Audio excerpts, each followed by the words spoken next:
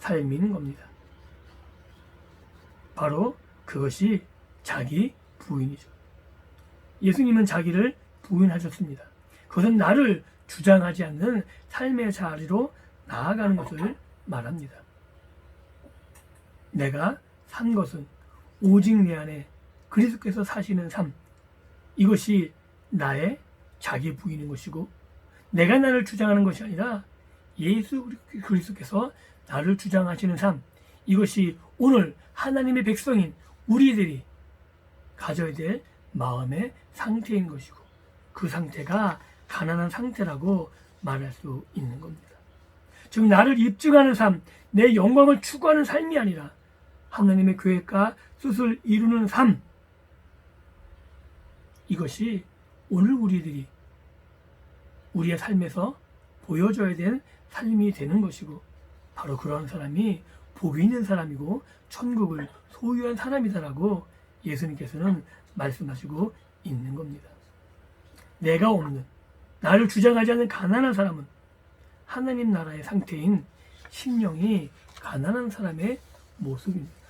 바로 그럴 때 하나님 나라의 의와 평강과 희락이 우리 안에 가득 차게 되는 것이고, 아무것도 없는 게 아니라 이것이 가득하기 때문에 내 안에 기쁘고 내가 가는 길이 분명해지는 것을 말할 수 있는 겁니다.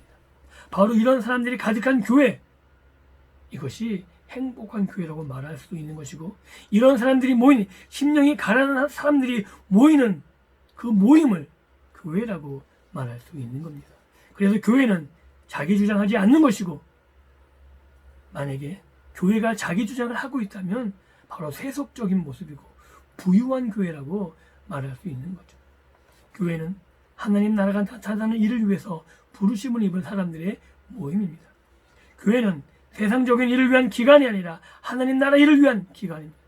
그래서 하나님의 계획과 뜻을 이루는 것이 아니라 하나님의 계획과 뜻을 이루어야 되는 것이고, 그래서 교회는 세상의 자원이 중심이 아니라 성령님의 주장으로, 하나님의 말씀으로 주의 일을 해나가는 것이 되는 겁니다. 사랑하는 하나님의 백성된 주의 성도들이여, 오늘 우리들에게 보여지는 심령이 가난한 삶의 모습, 이 삶의 모습이 오늘 우리들에게 있습니까? 예수 그리스도와 함께 십자가에 못 박혀 죽었다는 사실이 우리의 삶의 현장에 드러나고 있습니까? 정욕과 욕망을 십자가에 못 박은 삶, 우리의 삶의 목적이 하나님이 예수님을 보내신 목적과 같은지를 늘 생각해 보아야 합니다.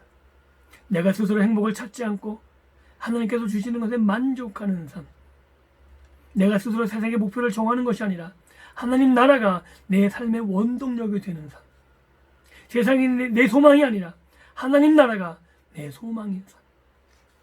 그래서 하나님의 의로 내가 가득 채워져서 하나님의 평강이 내 안에서 솟아나옵니다. 하나님이 주시는 기쁨을 갈망하는 삶을 가지고 내가 예수님의 마음으로,